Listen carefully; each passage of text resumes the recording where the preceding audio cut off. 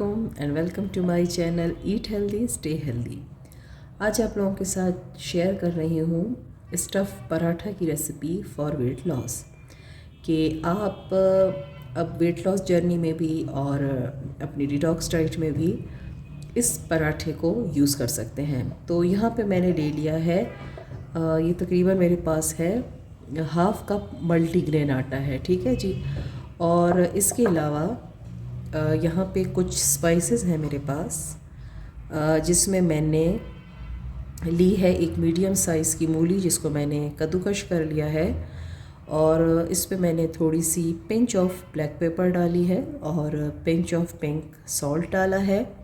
इसके अलावा जो और स्पाइसेस आपको नज़र आ रहे हैं, इसमें हाफ़ टी स्पून लाल मिर्च है, हाफ़ टी स्पून अजवाइन है, हाफ़ टी स्पून धनिया है खुश्क, हाफ़ टी स्पून हल्दी है और हाफ़ टी स्पून गरम मसाला है।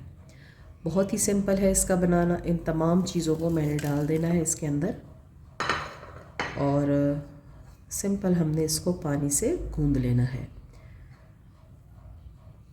और अब आपने वेट लॉस करने के दौरान ख़ुद को भूखा नहीं रखना, बल्कि आपने हेल्दी डाइट लेनी है। अच्छा, इसी तरह से आप, जैसे मैंने यहाँ पे मूली डाली है, तो आप इसमें कैरेट भी यूज़ कर सकते हैं, आप यहाँ पे बीट रूट भी डाल सकते हैं।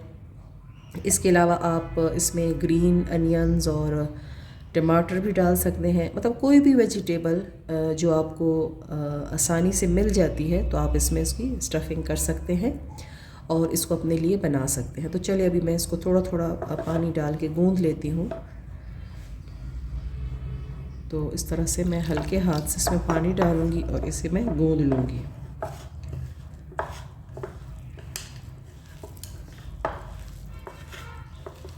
और इसकी जो रोटी बनेगी वो ऐसे बनती है जैसे हम मकई की रोटी बनाते हैं ना, क्योंकि ये ग्लूटन इसमें नहीं है। ये देखना, जैसे गंदम का आटा गूंदा जाता है, तो ये बिल्कुल भी वैसे नहीं गूंदा जाएगा, ठीक है जी। तो बस इसकी हल्की सी इतनी हमने इसको मिक्स करना है कि ये इस तरह हाथ में जो है ना आपके आ जाए। ये देखिए एक पेड़ा सा बन जाए।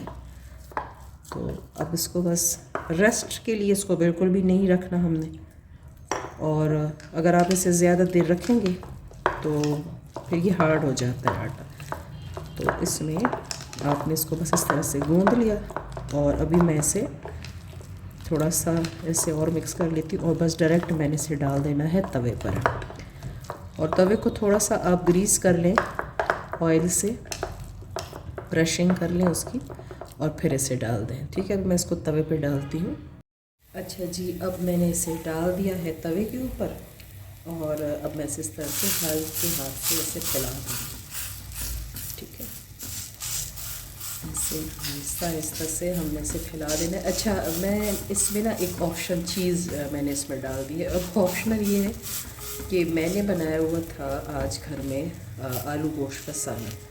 तो मैंने सालन नहीं खाना था, इसलिए मैंने इसमें गोश्त के जो 3-4 पीसेस थे ना, वो मैंने इसमें डाल दिए, ताकि इससे ना बड़ा अच्छा सा टेस्ट आ जाए।